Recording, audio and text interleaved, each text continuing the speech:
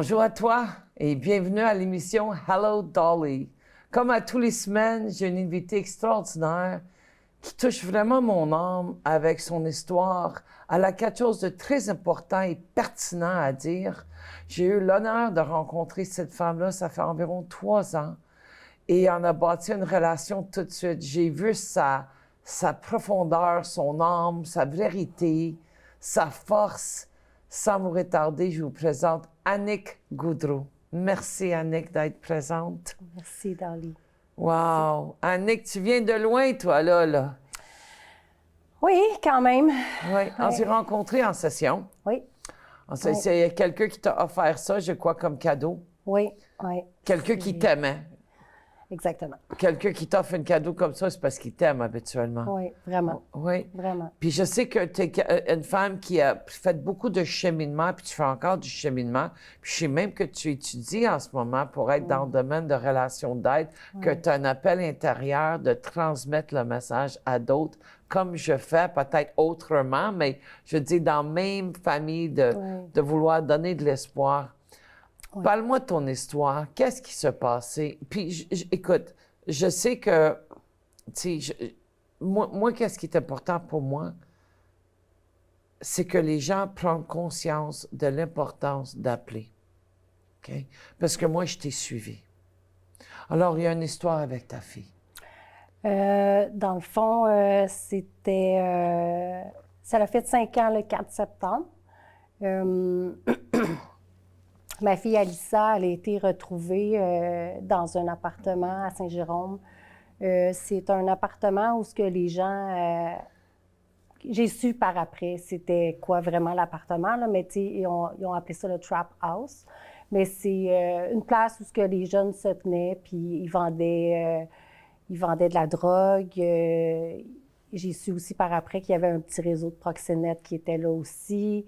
Alissa connaissait des gens qui restaient là, puis c'était des gens qu'elle avait connus à Polyvalente dans le temps. T'sais. Puis ça faisait à peu près 1 mois qu'elle allait là les fins de semaine, des fois dans la semaine. Puis, Alissa consommait, mais c'était récréatif. C'était dans des parties. Avec quel âge à ce moment-là? Elle avait 21 ans. 21 ans. Puis, c'est ça. Ça faisait comme 1 mois qu'elle allait là quelques fois. Puis, bref, un matin, la police est venue cogner chez nous, puis ils m'ont demandé de les suivre à l'hôpital. Puis, ils l'avaient retrouvée en arrêt cardio-respiratoire dans cet appartement-là. Ils l'ont réanimée pendant 45 minutes. Puis, elle s'est réveillée 3 semaines plus tard. Elle a fait une anoxie cérébrale.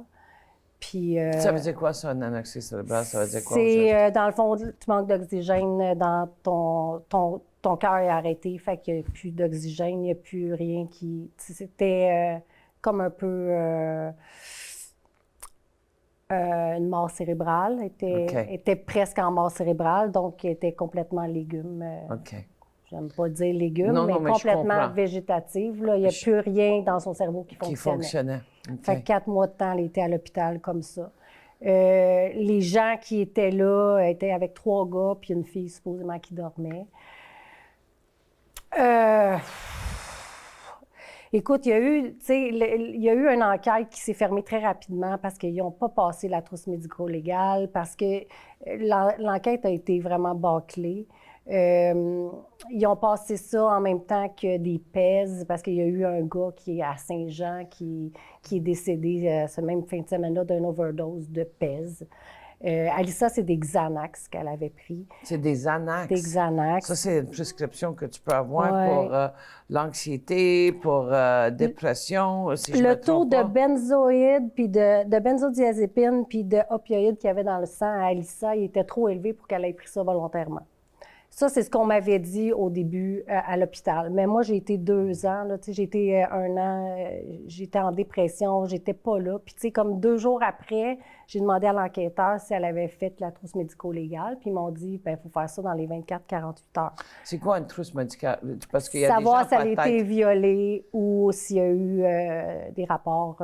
sexuels. Exactement. OK. Puis Parce ça qu'il n'y a pas arrête. tout le monde qui connaît le langage. Pour ça, je Ouais. voudrais que tu expliques. Fait que dans le fond, c'est ça, il n'y a rien qui avait été fait à l'hôpital. Puis pourtant, elle a été trouvée dans un appartement avec des gars. Puis c'est ça. Tu sais, ça a été L'injustice. vraiment beaucoup. Puis, mais tu sais, dernièrement, ça va faire 5 ans qu'elle s'est décédée. Ça l'a fait 5 ans le 4 septembre. Puis le 9 janvier, ça va faire 5 ans qu'elle est décédée. Parce qu'elle a été 4 mois à l'hôpital. 4 mois à l'hôpital. Oui, vraiment. Imagine sur le respiratoire Exactement. artificiel, Trachéo, puis c'est ça.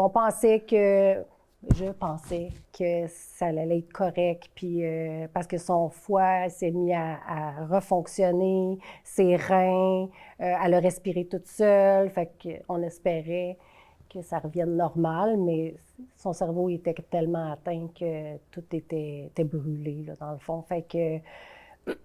J'imagine, Annick, qu'on veut pas croire que notre fille est atteinte. On veut pas croire. C'est comme la négation, tu sais. C'est quand quelqu'un meurt, on dit, ben oui, non, c'est pas vrai, là. C'est surtout ta fille, tu sais. C'est le seul temps dans ta vie que tu avais 2 cœurs puis 4 poumons. C'est le seul qui a attendu à battre ton cœur à l'intérieur de toi, c'est ton enfant. Sur le lien avec un enfant, c'est comme ça. Puis tu vois ta fille pluguée sur une machine, puis tu sens que, OK, on a déplugué là, on a fait ci, on a fait ça. Elle respire toute seule. Ça devrait être vraiment dur de concevoir qu'il n'y a rien plus qui fonctionne dans sa tête, qu'elle ne sait même pas c'est quoi son nom, là. C'est comme... C'est horrible. À 21 ans. C'est... tu sais, c'est ça. Ça fait 5 ans. J'ai été 2 ans en dépression, puis à chercher, à prendre des enquêteurs privés, à essayer de trouver les coupables. Moi, je connais toutes les personnes qui étaient là, tu sais. Puis j'ai voulu... Manque de preuves, tu sais. Manque de preuves pour porter des accusations. Mais tu sais, dans le 2 ans qui a suivi cet événement-là, j'ai fait 2 tentatives de suicide, j'ai consommé, j'ai voulu mourir. Est-ce que dans tes tentatives de suicide, Annick, c'est parce que tu voulais rejoindre ta fille? Est-ce que tu pensais vraiment que tu pourrais la rejoindre? C'était pour plus souffrir, tu sais. Parce que même encore aujourd'hui, il y a des moments où je veux pas souffrir, tu sais. Je veux pas mourir, mais je veux pas souffrir. Même encore aujourd'hui, à jeun, parce que ça fait 3 ans que je consomme plus. Félicitations, mais, wow! C'est difficile. C'est difficile, puis ça fait 5 ans. Puis je peux dire qu'aujourd'hui, je suis dans l'acceptation. Pourquoi? Parce qu'il y en a d'autres qui vivent cette situation-là, parce que je ne suis pas toute seule. Tu sais, quand on dit « le malheur des uns fait le bonheur des autres », moi, c'est là que cette phrase-là prend un sens pour moi, parce que c'est plate que la dame, elle ait vécu ça, mais moi, ça me sécurise en me disant « mon Dieu, je ne suis pas toute seule. » À vivre ça. Puis je suis dans des groupes de parents qui ont des enfants qui sont décédés. Wow. J'ai suivi un groupe sur le deuil aussi, tu sais, fait que... Mais ça fait 5 ans, puis je commence à être dans l'acceptation, tu sais, parce que ça arrive, ça l'arrive. Ça l'arrive plus souvent qu'on pense, tu sais. Moi, ma fille, ça a été beaucoup médiatisé, mais il y en a qu'on n'entend pas, là. Il y en a à tous les jours des histoires un peu comme ça, tu sais. Dans ma 35e année, je te dirais que dans le domaine de relations d'aide, coach de vie, je te dirais, de tous les deuils que j'ai vus, celui qui est le plus dur à traverser, c'est la perte d'un enfant. C'est vraiment ça. Oui, c'est ça. Couper complètement de la réalité. Puis, tu sais, essayer de trouver des coupables. Mais tu sais, ça, c'était au début. Mais quand j'ai lâché prise là-dessus, j'ai comme commencé à la guérison, peut-être. Oui, exactement. Parce que je passerai jamais à travers ça, mais je vais vivre à travers ça. sais, il y a des choses qui J'aime ça, arrivent. comment est-ce que tu as dit ça? Répète ça, s'il Oui, vous plaît. bien, je peux pas passer à travers ce deuil-là. Je vais vivre à travers ce deuil-là. Voilà. Quelqu'un qui va avoir un cancer va passer à travers, il Ouais. guérit. Mais Ouais. moi, je pense que je guérirai jamais de ça. Je vais juste avoir un petit pansement, tu sais, les souvenirs. Tu sais, c'est moi qui la fait revivre, dans le fond, quand on parle de elle, puis tout ça, tu sais. Ouais. Mais c'est ça. J'ai été beaucoup... Moi, je suis très, très rigide. Fait que... Puis j'ai grandi dans... On pleure pas, puis on garde tout, tu sais. Puis... fait que j'étais un peu comme ça encore. Puis, tu sais, oui, je suis en relation d'aide, tu sais, puis dans la gestion des émotions. Fait que, tu sais, je suis bonne pour aller chercher ton émotion, mais moi... Mais tu sais, ça m'aide beaucoup. C'est clair. Ça m'aide beaucoup. C'est clair, on est dans les J'ai fait autres le deuil enceintes. aussi, l'accompagnement de deuil. Ça a été difficile, mais ça m'a aidé vraiment beaucoup. Puis, tu sais, je suis plus solide pour pouvoir accompagner d'autres gens dans le deuil. Wow, ça prend beaucoup de courage de faire ça. Oui, c'est ma façon de guérir en même temps. Tu sais, Annick, à un moment donné, mon beau-père est mort le 14 avril cette année, 2025. Puis quand il est mort, le docteur qui s'occupait de lui dans les soins palliatifs, j'ai regardé la madame, puis je dit, comment tu fais? J'ai dit, comment tu fais pour être avec des gens dans le dernier kilomètre de vie? J'ai dit, je comprends pas, tu sais, je comprenais pas. Puis elle me dit, ma tante, 2 semaines avant, à ta urgentologue avant, elle dit, ma tante, 2 semaines avant qu'elle meure, elle me dit, j'aimerais ça vivre la dernière 2 semaines de ma vie avec plein de désirs que j'ai. Puis elle dit, je veux manger ça, je veux faire ci, je veux ça. Je n'ai pas la liste. Puis elle dit, juste avant qu'elle meure, elle m'a regardé, puis elle m'a pris. Puis elle dit, merci parce que tu m'as fait vivre le plus beau 2 semaines de ma vie. Puis le lendemain, elle a donné sa démission en tant qu'urgentologue, puis a commencé à travailler avec les soins palliatifs. Moi, j'avais la misère à comprendre, à saisir comment tu peux être avec des gens mourants de même. Je veux dire, je suis tellement sensible, tu sais, puis j'ai compris. Il y en avait beaucoup quand j'ai fait mon cours à l'Université de Montréal en avril l'année passée. Il y en avait beaucoup qui faisaient ça pour les soins palliatifs, tu sais, accompagner les gens en fin de vie. C'est ça, c'est un choix, c'est de la relation d'aide aussi, là, c'est de pouvoir faire la différence dans la vie de quelqu'un, un peu comme toi tu fais aussi, tu sais, avec les sessions puis tout ça. Moi, ça m'a, tu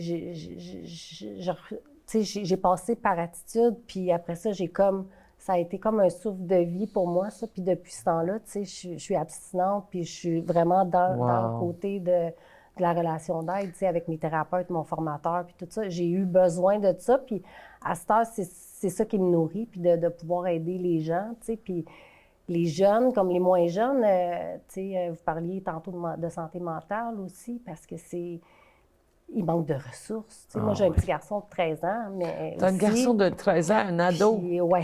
Wow! Puis je passe par un peu la même poutine qu'Alissa quand elle avait cet âge-là, tu sais. Fait que c'est du déjà vu, mais en même temps, tu sais, il y a le lien émotionnel, tu sais. Fait que je peux pas intervenir comme je voudrais auprès de mon fils, tu sais, mais on est suivi parce que c'est ça, parce que c'est difficile avec la société aujourd'hui, avec tout ce qui se passe, tu sais, c'est différent. Fait que si je peux aider, c'est juste une personne, parce que la consommation, il va toujours en avoir. Oui. T'sais, fait que je peux pas dire à quelqu'un, non, tu devrais pas. Tu sais, expliquer le pourquoi, tu sais, puis les conséquences. Tu sais, avec mon formateur, là, je suis à ma 2e année comme thérapeute spécialisée. Wow. C'est-tu avec CRAM?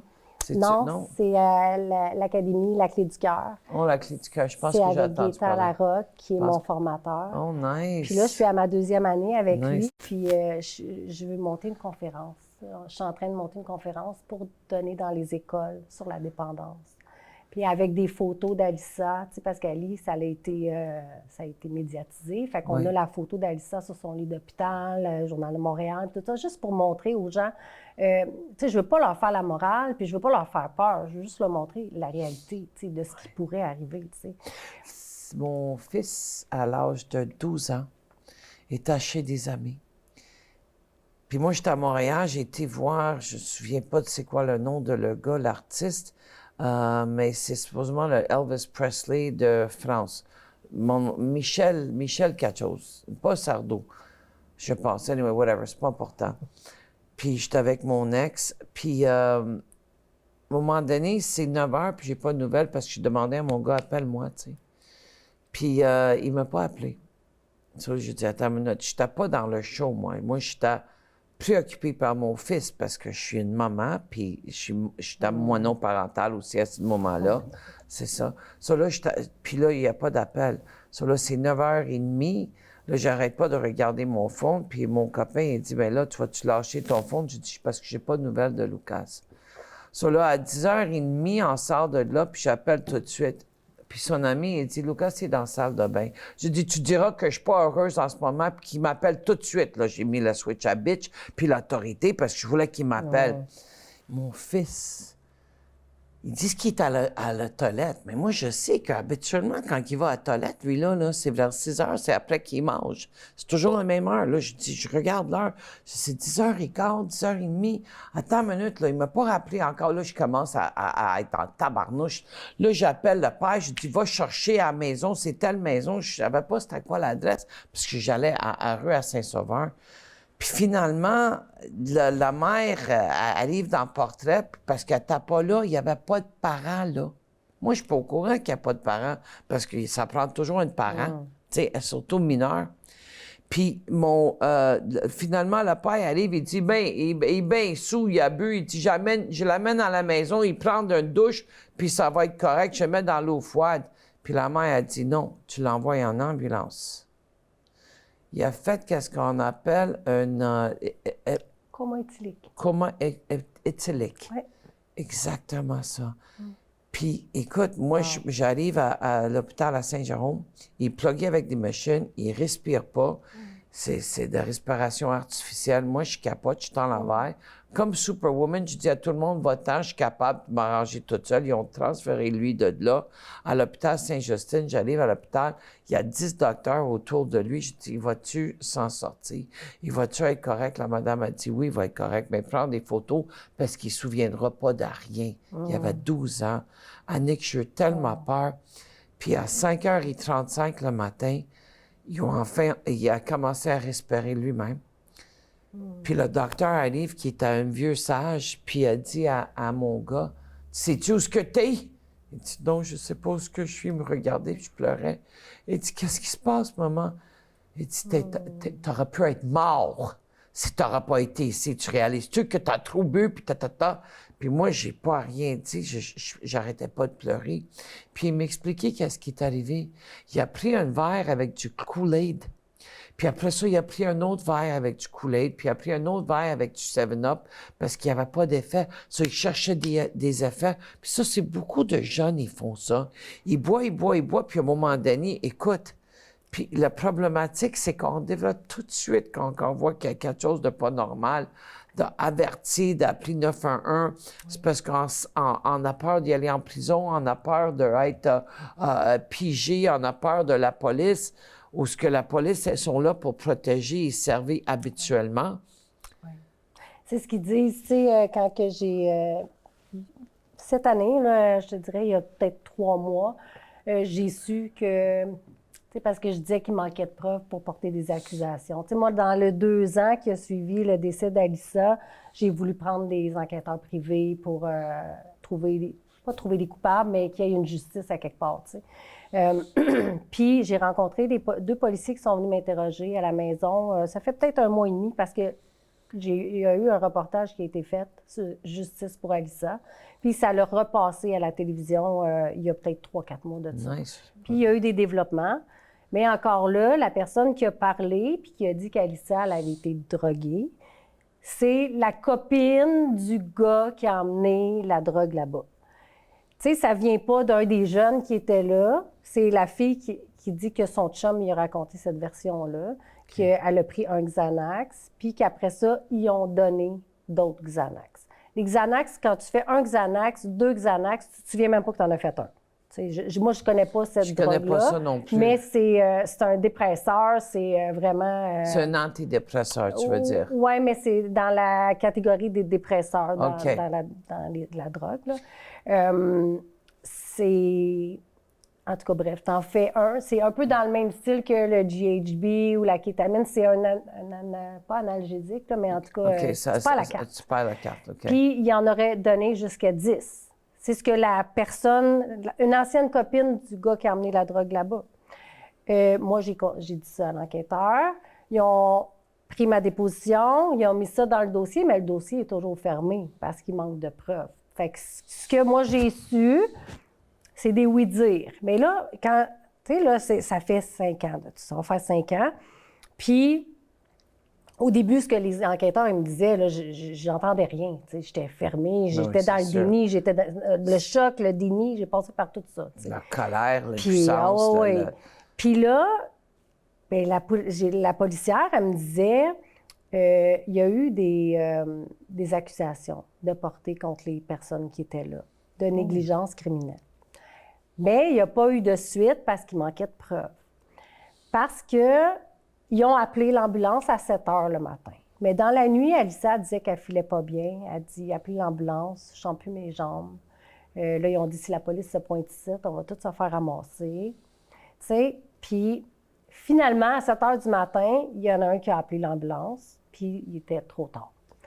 Mais c'est ce que l'enquêteur, elle me disait que, bien, la policière, pas l'enquêteur, la policière m'a dit que il y avait eu une plainte de portée. C'est les policiers qui ont porté plainte de négligence criminelle parce qu'elle avait été comme laissée là, laissée pour morte. Puis, mais ils n'ont pas tenu parce qu'il manquait de preuves, tu sais. Mais il y en a un qui a eu... parce que si tu appelles les ambulanciers, même si tu es en consommation ou si tu as de la drogue sur toi, c'est la loi du bon samaritain. Voilà. Tu n'as pas le choix de porter assistance à quelqu'un qui est en surdose, en détresse. Voilà. Puis, tu sais, comme quand tu es en auto puis qu'il y a un accident puis tu n'as pas le choix d'arrêter le premier répondant. Ça fait partie de la loi. Exactement. Fait qu'eux, ils ont eu c'est pour ça qu'il y a eu des accusations de négligence criminelle, mais il y en a un qui a appelé l'ambulance, fait qu'il il y a eu la loi du bon samaritain pour cette personne-là. Puis ça, parce que les gens, il faut qu'ils comprennent. Moi, je sors d'un cours de psychorisme, puis je savais pas ça. C'est récent, ça, cette loi-là. Là. Ça fait à peu près... une dizaine d'années, je pense. Exactement. Ça fait une dizaine d'années que je n'avais pas pris mon cours de psychorisme. Ouais. Puis là, il disait que si tu appelles la police ou un ambulancier, ils n'ont pas le droit de te fouiller, ils n'ont pas le droit de checker, exact. Ils n'ont même pas le droit de demander qui a donné la drogue, mais ils ont le droit de te demander qu'est-ce qu'elle a pris. Si tu es au courant de qu'est-ce qu'elle a pris. Oui. Ou si tu connais l'historique, si elle prend des médicaments, s'il y a des affaires, allergies, maladies, tout ça. Là. Mais c'est parce que les pushers, puis les personnes qui ont la drogue, ils ont peur. Oui. Ils ont peur. Oui. Mais, tu sais, on préfère être quelqu'un qui sauve une vie au lieu de penser que je m'en vais en prison parce qu'il n'y en aurait pas en prison. Non. Il peut y aller en prison s'ils ne font pas la demande. Encore plus, c'est ça, exactement. Voilà. C'est ça que le monde faut qu'ils comprennent. Ça peut arriver, je me souviens, dans mon jeune âge, c'est arrivé que quelqu'un ne filait pas, qu'il allait se coucher, puis, tu sais, on allait voir s'il respirait encore. Oui, c'est ça. Oui, je me souviens de ça aussi. Quand on sort entre amis, on va dans un bar, ou, tu sais, tu pars 3, bien, tu reviens 3, ou tu t'assures qu'il y a quelqu'un avec elle pour la surveiller, parce qu'aujourd'hui, c'est tellement, c'est ça, dans les verres, ça fait peur. Ça m'est arrivé à l'âge de 13 ans dans une bar. Je sais que je n'aurais pas dû être dans une bar à l'âge de 13 ans, mais j'ai toute une histoire, moi, là. Que quelqu'un a mis quelque chose dans mon verre, puis je me souviens pas de rien. Écoute, j'ai 61. On parle de quand même plusieurs années passées. Je me souviens même pas. Je me souviens juste que ma sœur m'a amené chez elle et j'ai mangé du pizza. Puis en mangeant, ça m'a aidé. Mais je me souviens pas de rien. Je me souviens pas d'être pris de là à là. Puis ma fille, elle a vécu dans une bar dans les Laurentides, que quelqu'un y a mis quelque chose dans son verre. Il y en a beaucoup. Puis j'ai une amie aussi qui a vécu ça dans les environs... Elle est morte aujourd'hui, Nathalie. Nathalie, sûrement tu le connais, Nathalie qui avait la cancer, son nom de famille, ça me revient pas, mais elle était combattante, guerrière, cette femme-là. Là. de mourir, ça faisait 3 mois à vivre, puis elle a fait 10 ans, tu sais, elle a vraiment combattu, cette femme-là, puis j'étais avec elle, je me souviens comme c'était hier, avec Carole à gogo, tout le monde a pris un verre, mais elle était faite, mais voyons, qu'est-ce que t'as? C'est fou, là. Puis ça va vite. Ça va vraiment vite, puis c'est dangereux, c'est ça. C'est notre devoir, je pense, en tant que citoyen, même si c'est quelqu'un que tu connais pas, d'appeler ou de demander à quelqu'un qui est pas loin, puis de dire c'est-tu ton ami ou... C'est ça. Puis quand que les gens consomment, ça fait faire toutes sortes de choses, la consommation. C'est ça qui... Je suis consciente aujourd'hui, tu sais, parce qu'en session, on parle du pardon, tu sais. Oui. Puis, pardonner, c'est pas pardonner c'est pas approuver. Non. Je pardonne, mais j'approuve pas ce qui est arrivé. J'approuve pas le geste. Mais en consommation, tu peux faire des erreurs, tu sais. Oui. Je me souviens, j'étais à Iceland avec mon mari. Puis il y avait une fille à une bar, puis il y avait la misère, elle restait debout, puis elle avait 15-16 ans, puis elle était avec une autre fille qui était elle était straight. Puis j'ai été les voir, puis écoute, je connais pas ces gens-là. Puis j'ai été les voir, je suis dans un autre pays, puis j'ai dit, t'es-tu correct pour prendre soin d'elle parce que tu peux pas le laisser seule? Parce que j'ai tellement entendu des histoires d'horreur de filles, de gars, qui ont, sur l'effet d'alcool ou de la drogue, puis ils se souviennent pas, ou ils savent même pas, ou, puis j'en ai vécu quand même, moi aussi. Tu es au courant de la nouvelle médication, mais je pense pas que tu peux avoir gratuitement à la pharmacie le nom... Naloxone. Naloxone. J'en ai une trousse, moi. Moi aussi, j'en ai ai une trousse, puis c'est accessible à tout le monde. On peut aller chercher ça à la pharmacie. Puis, tu sais, j'allais dire, tu laisses ça dans ton auto, mais c'est pas brillant parce que la chaleur, le froid, puis tout ça. Dans ta sacoche, ou, tu sais, si tu vas souvent prendre des verres avec des amis, puis tout ça, de traîner ça dans ta sacoche, ça prend pas beaucoup de place. C'est ça, tu l'as sous forme de nasal. C'est nasal. C'est gros comme ça, environ, là, c'est tout petit. Oui. Puis, il y a une spray, tu fais comme ça, puis après 15 minutes, tu le refais. Oui. Si tu en as mais plus le temps d'appeler l'ambulance. L'ambulance, puis l'ambulance vient. C'est vraiment... Puis c'est quoi, ou juste, as-tu plus d'informations? C'est... dans le fond, c'est pour... Moi, je sais que ça n'aurait pas rien changé pour Alyssa parce qu'il y avait les benzoïdes puis les opioïdes. Ça, je pense que c'est pour contrer les opioïdes. OK. Puis c'est ça fait un contre-effet, dans le fond, pour le fentanyl puis certaines drogues. Puis tu peux avoir ça, c'est ça. Moi, j'en avais une parce que il y avait eu une formation travailleur de rue il y a 4 ans à peu près, puis j'avais été invitée pour parler de l'histoire d'Alyssa. Puis ils en donnaient aux gens parce que dans la rue, tu peux faire tester tes drogues puis tout ça. Puis ils en donnent aux gens qui sont dans la rue puis qui consomment. Parce que, comme je disais tantôt, tu ne peux pas empêcher les gens de consommer, mais il y a des places que tu peux aller faire tester ta drogue, savoir qu'est-ce qu'il y a dedans. Parce que c'est fait clandestinement. Là, oui, ça, c'est nouveau aussi, que tu peux vérifier c'est quoi la quantité de cocaïne, c'est quoi la quantité. Je me souviens, à un moment donné, ma fille a eu une réaction allergique à l'hôpital à Saint-Jérôme, puis je vois 2, pas policiers, mais sécurité de paix, en avant d'une porte, puis je dis à le gars, il vient de prison, il dit oui. Je dis, il va s'en sortir, il dit, il est mort. Je dis, quoi? Il dit, ben oui, il y a tellement de drogue dans... Je dis, quoi? Je dis, comme... Ils font toutes sortes de mélanges, c'est spécial. Même si tu es en prison, c'est partout. Oui. C'est accessible. Oui. Un cocaïnomane qui veut la coke va y aller en Italie, puis il va en trouver, parce qu'il sent... Les gens qui ont ça, ils sentent.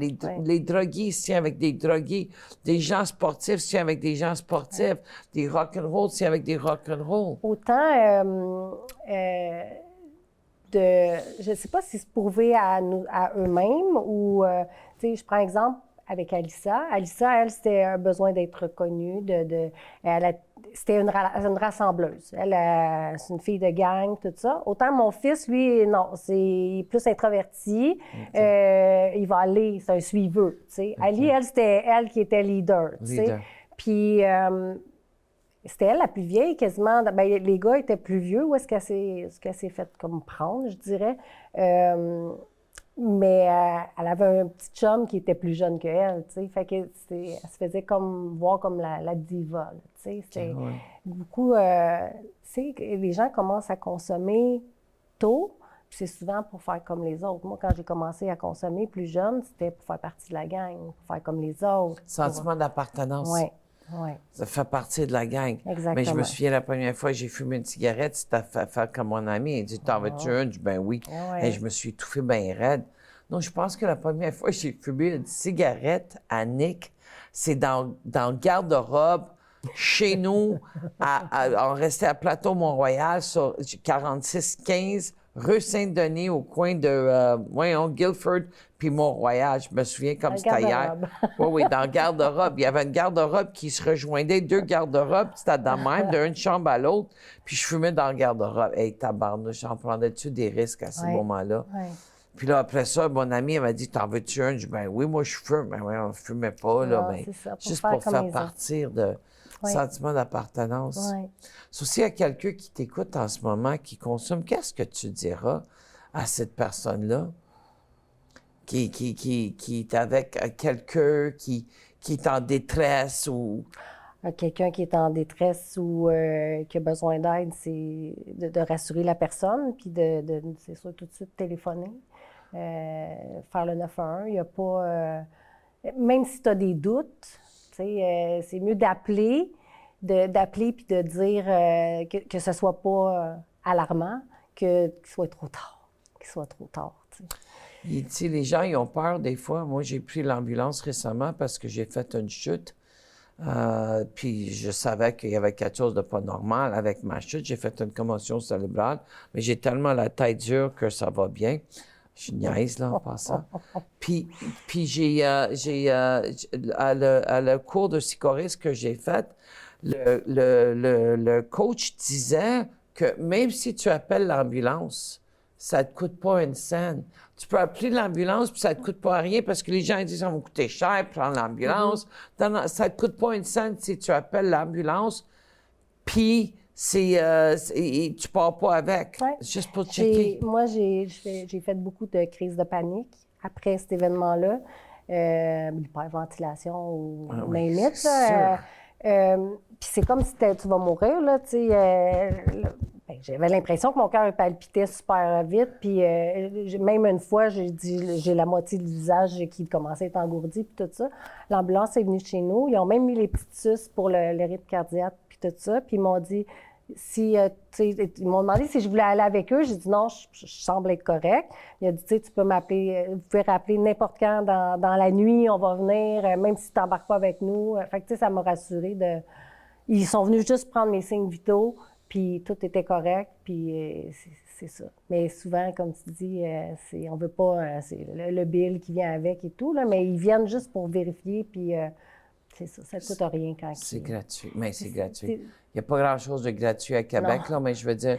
Il vaut mieux prévenir que guérir, comme ils disent. Exactement. C'est vraiment une vie, tu sais. C'est une vie que tu vas sauver, tu sais. Puis, tu sais,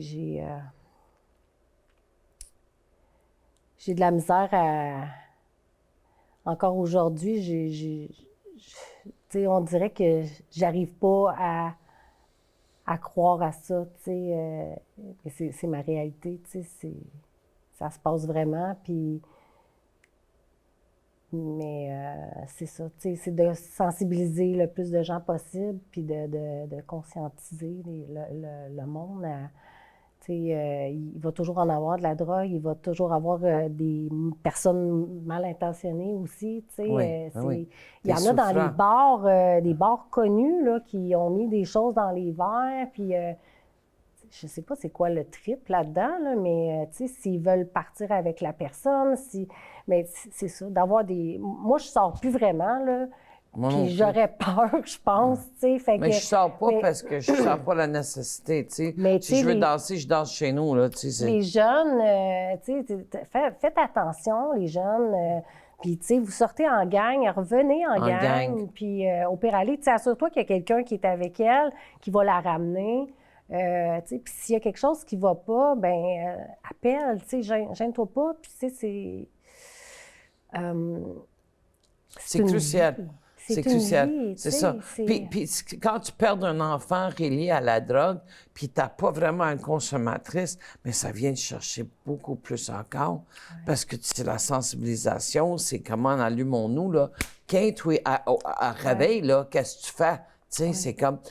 Est-ce que tu as entendu parler de le vernis à ongles qui peut prouver s'il y a quelque chose dans ton verre? C'est pas seulement une vernis à ongles que tu mets dans un verre. Je sais plus qu'est-ce qui est vrai ou pas vrai Il y a aujourd'hui. plein de Avec choses, puis écoute- l'intelligence artificielle, je sais plus qu'est-ce qui est vrai, qu'est-ce qui ça, est je fou, trouve ça là. vraiment plate, mais en tout Ouais, cas, bref. mais c'est la réalité, là. C'est fou. Mais tu sais, c'est ça. Moi, je veux trouver un petit quelque chose, justement, que quand je vais faire mes conférences, que je puisse donner aux jeunes qui vont pouvoir se servir. Il y a des petites banderoles que tu peux mettre dans ton verre. il y Comme a- checker un spa ou checker une piscine, c'est ça? Exactement. Ah, j'ai entendu parler Ouais. de ça, Il y mais a j'ai plein de attendu... petites choses, là, mais Oui. c'est ça. J'aimerais ça voir... parce que c'est ça, c'est en processus.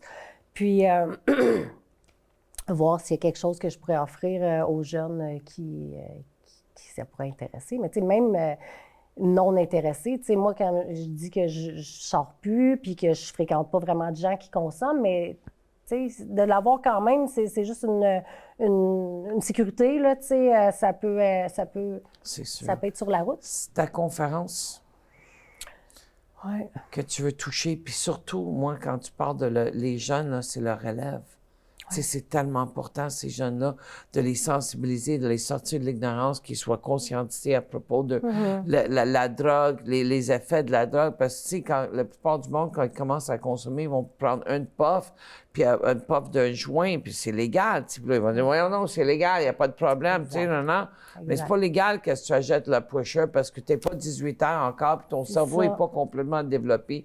C'est à 25 ans, c'est développé. Mais plus que tu dis à un enfant ou même un adulte, touche pas ça, plus que je le veux. C'est inaccessible, je le veux plus. Tu sais, ça, c'est la tendance de... Essayez de voir pourquoi tu veux consommer. Qu'est-ce que tu as pour essayer, pour avoir du plaisir, pour... Tu sais, c'est ça, moi, maintenant, qui m'intrigue. Tu sais, pourquoi tu cherches à... Qu'est-ce que tu cherches? Qu'est-ce que tu vas aller trouver dans la consommation? Dans quelle consommation aussi, là, tu sais, boire un verre récréatif. Tu sais, il y a plusieurs sortes de substances qu'on peut C'est prendre. légal, tu sais. hein? Mais c'est ça. Ça, C'est légal. C'est plate aussi. C'est légal, c'est partout. Tu rentres dans le dépanneur, puis il y a de l'alcool, il y a de SQDC. Ouais. Tu sais, moi, j'étais à New York avec mon fils l'année passée, puis je vois en avant un Rastaman, puis j'ai rien, tu sais, moi, j'essaie d'être Rasta à un moment donné. J'ai lavé mes cheveux, mais j'ai pas brossé pendant 2 mois. Il commençait à avoir je trouvais ça tellement hot, je trouvais ça cool. Je suis plus dans ça aujourd'hui, puis il y avait un Rasta guy là, puis je vois une jar de main, puis il y a du pot en dedans, une coquette du pot, puis je dis, c'est quoi ça? Il dit, mais qu'est-ce que ça a de l'air? Je dis, mais ça a de l'air comme du pot. Il dit, c'est ça. Ça, là, je vois un policier pas longtemps après, puis je dis, coudonc, je dis, à New York, le pot est rendu légal. Il dit, non, on tolère. Puis là, je rentre dans une place, je passe en avant d'une place où ils disent pot à vendre ou marijuana à vendre ou hashish, je sais pas quoi, juste. Puis je dis, je veux juste rentrer à mon mari. Je dis, je veux juste voir. Puis il y a des jeunes assis dans la fenêtre, ils sont gelés bien raides. Ils sont comme ça, veg, tu sais. Je dis, ouais, je dis, ça brasse, tu sais, juste pour les réveiller un petit peu. Je dis, il y a des limites pas toutes dans la vie, là. J'ai juste envoyé un petit crack. Puis j'ai capoté parce que il n'y a pas de surveillance, il y a free-for-all. Tu sais, le légal, moi, j'étudie maintenant, je suis en intervention en dépendance à l'Université de Sherbrooke. Puis, on parle beaucoup de certaines substances qui sont légales ou non. Mais, tu sais, sur une base médicale, légale, c'est correct, tu sais. Oui. Mais à ce matin, j'avais un rendez-vous au CLSC, puis ça sentait le pot en rentrant. Au CLSC. En rentrant? Oui, au CLSC, là, je me demandais, c'est-tu un usager ou c'est quelqu'un qui travaille ici, tu sais. C'est légal, oui, mais médicalement ou récréatif, c'est correct, là, mais puis ça, c'est comme un hôpital, le CLSC. Oui, c'est sûr. Fait que j'ai beaucoup de difficultés avec ça, mais ça, c'est ma perception, tu sais. Mais Caroline... Ça sent le pot de partout. C'est fou. Ça sent pas beaucoup à Saint-Sauveur. Je sens pas souvent. Mais j'étais où l'autre jour, puis ça sentait la pote. Je dis, voyons donc. Ouais, c'est... J'étais à un lancement de Florent Volant. Il recevait une médaille Cachetin. Puis il recevait, puis il y avait du monde dans la place des artistes. Puis ça, je sais pas s'il fumait, mais ça sentait la pote. Peut-être juste la vapoteuse. Je sais pas, ça sentait la pote. J'ai capoté, j'ai marché. Il y avait full monde, puis là, parce que des fois, je sais pas si c'est une skunk, voyons. Pas dans une salle. Une skunk, en français, c'est quoi? C'est une moufette. Une moufette. Je sais pas si c'est une moufette ou c'est du pot. Parce que je sens que c'est similaire. Ouais. Mais je trouve ça plate parce que des jeunes enfants, des fois, tu vas te promener dans une foule avec ton enfant qui est plus jeune. Ou, tu sais, moi, mon fils, il a 13 ans, puis ma voisine, je reste le haut d'une maison, puis ma voisine, en bas, elle fume. Puis elle fume en arrière de chez eux, puis ça va dans la fenêtre de mon fils. Mon fils, il fume pas encore. Peut-être qu'il va fumer, mais bref, c'est pas le but, là. Mais ça sent chez nous. Moi, je fume pas. Tu sais, puis ça sent fort, genre. Ça sent, tu sais, c'est ça. C'est pas... Fait que ça, je trouve ça bien plate. Puis ça pue vraiment. Ça, c'est dégueulasse. Puis, tu sais, que tu te promènes dans une foule ou tu vas dans un parc, puis tu es avec un jeune enfant, Mais c'est ça que je voyais à New York, il y avait tellement... vraiment plate. Je ne vais pas souvent dans la ville de Montréal. Je suis sûr que ça se passe aussi dans la ville. Ouais. Je suis plus dans les banlieues, comme toi, tu sais, on est dans les Laurentides. Mais je vois ça souvent, tu sais, je le sens. Puis je suis comme, OK, il y a du monde qui fume du pot. Puis je le dis à haute voix, tu sais, je devrais fermer ma gueule des fois, mais je suis pas capable. Parce que, tu sais, ça sent la pote. C'est comme, quand tu vas à la salle de bain, puis ça pue la marde. Tu fermes ta gueule, tout le monde, la personne qui vient juste de chier, il sait que ça sent la marde, tu fermes ta gueule. Je suis pas capable. Je dis, ça sent la marde, ben donc, ici, là. C'est comme, je vais apprendre, tu sais, je me dis avec le temps. Mais tu sais, moi, c'est à la personne qui regarde l'émission en ce moment, qui tient avec des gens, qui consomment, qui a une tendance. Colin, s'il vous plaît, appelle avant. Ou plutôt qu'après, parce qu'après, c'est trop tard. On ne sait jamais qu'est-ce qui peut arriver. Puis tu sais, c'est comme, en ce moment, moi, je crois que ta fille, Allison, est venue au monde pour t'aider à transmettre un message à des jeunes, parce que tu vas utiliser son photo. Je suis sûr que ça a ébranlé beaucoup de jeunes. Sûr, parce que même ma fille, quand j'ai parlé ce matin que je faisais une émission, elle dit, ben oui, j'ai connu sa fille. Elle dit, demande-moi pas où, moi, mais j'ai connu. Puis j'ai vu l'histoire. Je dis, oui, moi, je sais que je te suivais. Je sais même pas comment est-ce qu'on était amis sur Face de Book ensemble. Je suis pas au courant, mais je me souviens d'avoir vu les photos. Puis ta désespération qu'elle vit ou que... Puis là, en tant que mère, je me disais, Colin, comment tu fais? Tu sais, c'est quoi la force que tu as eue, puis de te dépasser, puis de rester présent à tous les jours. Tu étais là avec ta fille en souhaitant qu'elle revienne à elle. Tu sais, c'est comme wow. Puis aujourd'hui, comment est-ce que tu as pris ça, Annick, puis tu as décidé de faire quelque chose avec ça, puis dis non, je ne m'assoirai pas, puis je fermerai ma gueule. Je vais parler le plus possible à le plus du monde possible, qui sort de cette ignorance, qui soit sensibilisé et conscientisé à la gravité de la situation. Parce que j'adore quand tu dis, oui, il va toujours en avoir des consommateurs. Oui, il va toujours en avoir de la drogue, il va toujours en avoir de l'alcool, il va toujours en avoir quelque chose. OK? Mais qu'est-ce que je peux faire pour prévenir? Surtout des jeunes, tu sais. La plupart du monde qui a commencé à consommer, ils n'ont pas commencé en se piquant. Ça a commencé avec un puff, une ligne, une pilule, une speed, une verre, puis ça passe, ça, là.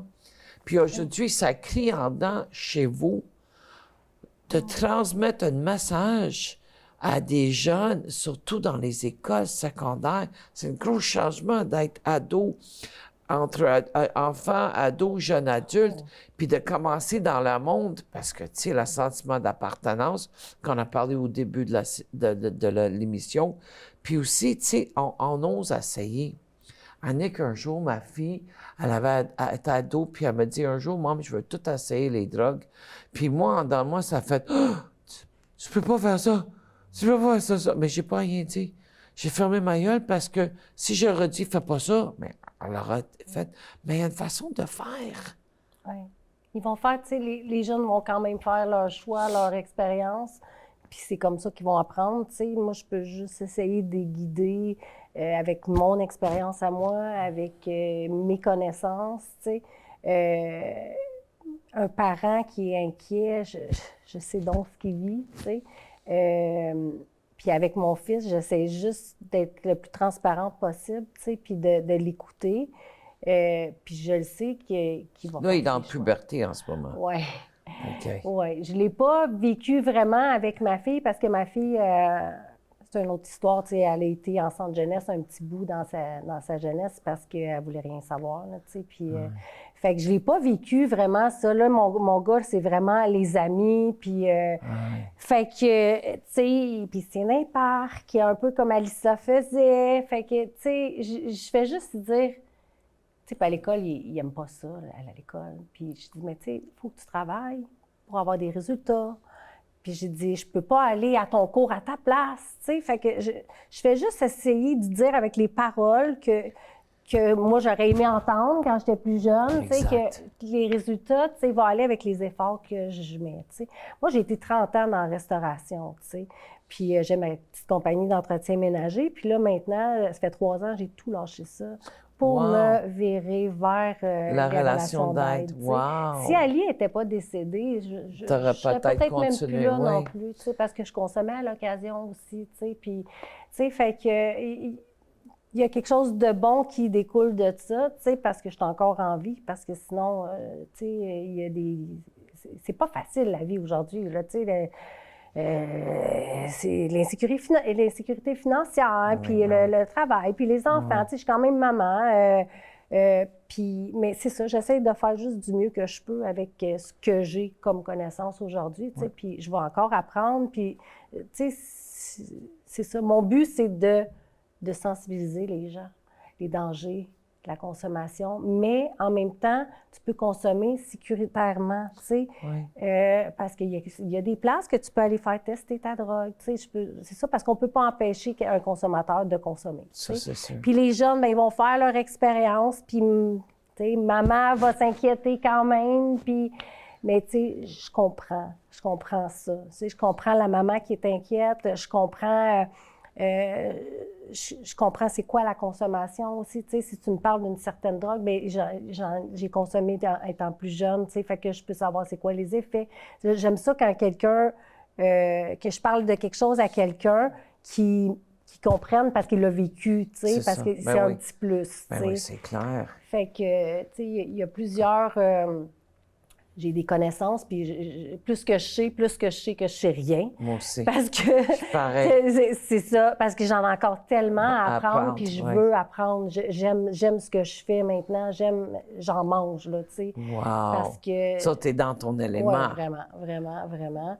Puis, tu sais, juste faire du bien aux gens, tu sais, puis juste les écouter, tu sais, parce que tu disais ça souvent à Attitude, si on a deux oreilles puis une bouche pour écouter 2 fois plus. Puis maintenant, j'écoute 2 fois plus. Avant, je parlais, tu sais. Dans les salles aussi, dans les fraternités, tu sais, j'étais en arrière, puis à cette heure, je suis en avant, j'écoute. Oh, wow! Puis je suis encore en avant, puis j'écoute encore. Tu as vraiment fait une transformation dans ta vie? Un petit peu plus à chaque fois, oui. Je trouve ça extraordinaire, mais qu'est-ce que je trouve merveilleuse, c'est que moi, dans mon cœur, tu sais, ta fille est venue au monde pour aider d'autres jeunes à pas vivre ça. Ça, pour moi, c'est comme, même si c'est tellement pénible, je peux même pas imaginer c'est quoi. Je pense que c'est une de mes plus grandes peurs. C'est que tu fais quelque chose avec ça. Tu prends ces 2x4 pour bâtir, pour enseigner, pour structurer, pour vraiment sortir les gens de l'ignorance, tu sais. Puis dans tes conférences, est-ce que tu as une date? Est-ce que tu sais quand? Tu sais-tu où? Tu sais-tu... J'aimerais en 2026, septembre, commencer ça dans les écoles. Secondaire. Oui, Dans les Laurentides, en première? Peut-être sixième année aussi, là, ça va dépendre. Oui. Mais ça va être secondaire. Laurentides, Laval, on veut faire ça, c'est ça.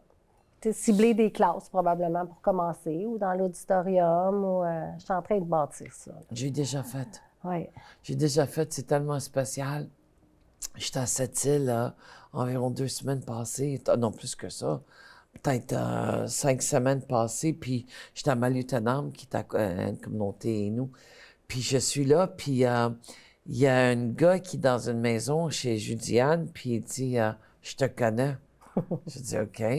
Je dis on se connaît d'où? Il dit mais je t'ai rencontré à Lac John, Mathieu-Macouche, Shefferville. Je dis ah oui, je dis je suis désolé, je vois beaucoup de monde, c'est quoi ton nom? Tu sais, il me dit son nom, je me souviens pas en ce moment. Il dit j'avais 7 ans, puis t'es venu à mon école, puis t'as parlé en avant. Puis tu m'as tellement touchée quand je suis revenue chez ma mère. J'ai dit à ma mère qu'est-ce que tu avais dit parce que c'était bon pour mon cœur. À ce moment-là, j'ai dit, oh my God, j'ai dit, ça fait 32 ans de ça, puis tu me parles de ça aujourd'hui. J'ai dit, wow, je suis tellement touchée. Tu peux toucher une personne dans... Exact. La job va être faite. C'est ça, tu sais. Vraiment, ouais. Puis moi, j'ai la certitude avec toute ton histoire, parce que tu as une histoire vécue, c'est pas quelque chose que tu as lu, c'est pas quelque chose que tu as inventé. C'est un fait. Tu sais, Alison est morte. Elle est morte. Ouais. En cause que quelqu'un n'était pas vigilant, ils n'ont pas pris un appel, ils n'ont pas appelé 911, ils n'ont pas appelé pour dire il y a quelqu'un ici qui a dit qu'elle ne file pas, je ne sais pas quoi faire. Tu sais, puis il n'y aura pas été, ça c'est tellement important, fouiller, checker, on aura juste pris soin de la patiente. Exact. Tu sais, puis elle est morte parce qu'on avait peur de ça. Laissée à elle-même. Pardon? Laissée à elle-même. C'est ça, dans une chambre. Oui. Mais au début de l'émission, je me souviens quand que quelqu'un qui consommait ou quelqu'un qui était malade, on allait voir, puis on disait, il faut toujours qu'il couche sur le côté, en cas qu'il couche sur son dos, puis il envale son vomi. Tu sais, les histoires de même, là, on avait peur de ça. Là, on checkait toujours d'être sur le côté, tu sais, de la personne pour être sûr que...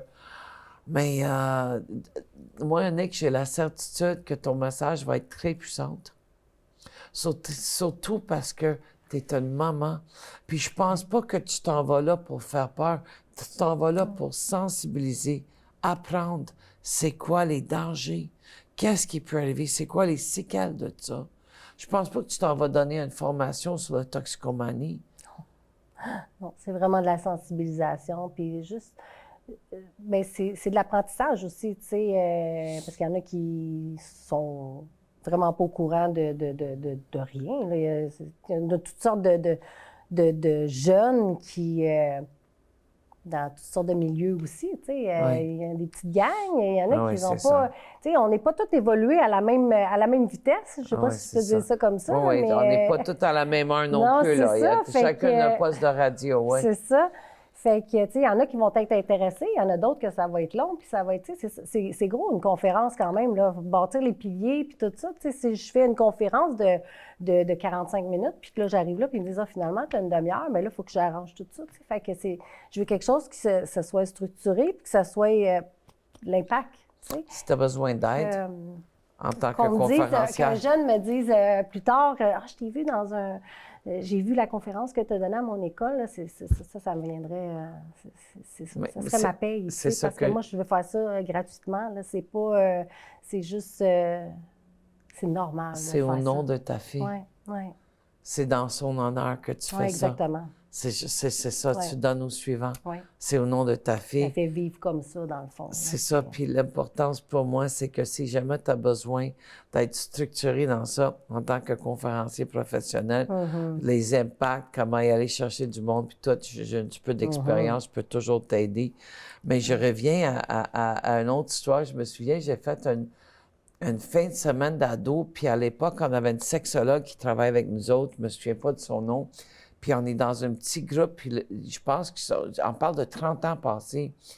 Puis en 95, puis le petit gars, la petite fille a dit, on parlait à ce moment-là de sida, puis la petite fille a dit, j'ai attendu que si j'embrasse quelqu'un, je peux avoir le sida, c'est-tu vrai, tu sais? Il y a tellement d'ignorance. Les jeunes Pas les bonnes informations. oui, ils sont pas au courant de qu'est-ce qui se passe, tu sais, ça prend 1 litre de salive pour attraper ça. À l'époque, je sais pas, aujourd'hui, c'est sûr, si ma bouche est coupée, j'ai une blessure à l'intérieur de ma bouche, puis tu sais, ça, c'est une autre histoire, mais on n'entend plus parler de sida, tu sais. C'est vrai. Aujourd'hui, on a besoin de sensibiliser les jeunes, de savoir c'est quoi les effets, qu'est-ce que ça peut te faire. Puis qu'est-ce que tu fais dans une urgence, tu sais. Puis j'ai tellement aimé ça tantôt quand tu dis, tu vois une voiture qui est dans le fossé, qu'est-ce que tu fais? Tu passes tout droit, non, tu arrêtes. Tu arrêtes, tu appelles, je sais pas c'est quoi, je pense que c'est 411 pour le route, je me souviens pas de le numéro. Anyway, whatever. 911. Call 911, c'est parfait. Tu appelles 911, puis tu dis, j'ai une voiture, là, je fais quoi, tu sais?